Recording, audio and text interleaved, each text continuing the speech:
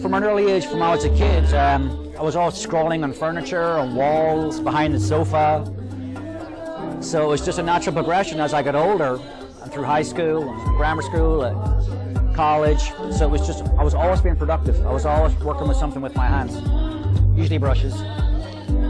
Inspiration? Well, right now, my work is, it's always been personal, but right now it's even more so. I'm originally from the north of Ireland.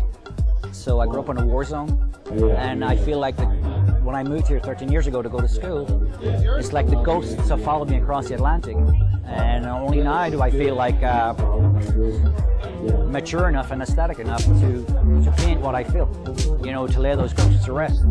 So the work that I'm producing now is of the utmost importance on a personal and on a universal level. This evening I'll be showcasing 4 or 5 pieces, mostly acrylic, some oil. One of the pieces deals with the post-traumatic stress disorder, or shell shock as it was known. My grandfather fought in the Somme, was in the trenches, and then having grown up in a war myself, it affects different people differently. And a lot of people turn their head in a blind eye to what's going on. So I try not to be political, but to make a connection where people can understand what it is, you know, what people actually have to go through that have come through a war, been in a war, or going through a war. So I put together one piece called Shell Shock. I put together another piece called H-Blocks, which dealt with the prison system in the north of Ireland. I also have a piece called The Exorcism of Erin, which is one of my larger pieces, which is in oils, and I haven't worked in oils since university. I paint very quickly, very eclectic, very, I hate using the word eclectic, but like staccato. I paint along with my broad palette. I never clean my brushes. I just paint directly onto the canvas. I very rarely prime it.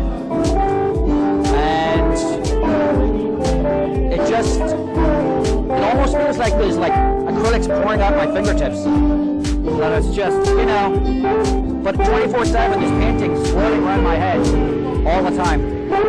So, I mean, sometimes I get up in the middle of the night and I paint. But at any given time of the day, something's going on. And because I wasn't born here, because I'm from the north of Ireland, I have a different aspect and a different view of the United States. So I try and conjoin like a juxtaposition of Ireland and America from my perspective. Well, this is my first time with Raw. I applied last August and then only found out recently that it got accepted into this show. So thus far, that's good. I've been having a hard time getting into galleries in Philly, but not New York. I had 3 back-to-back shows up in New York just recently. So yeah, it's good. I mean, I just live outside the city. I love Philadelphia, and I'm really happy to be here. There's a lot of like very talented people, and I hope people. I paint for myself, but I hope that people understand where I'm coming from. Because some people think my work's dark, but a lot of my life has been dark. It's a reality.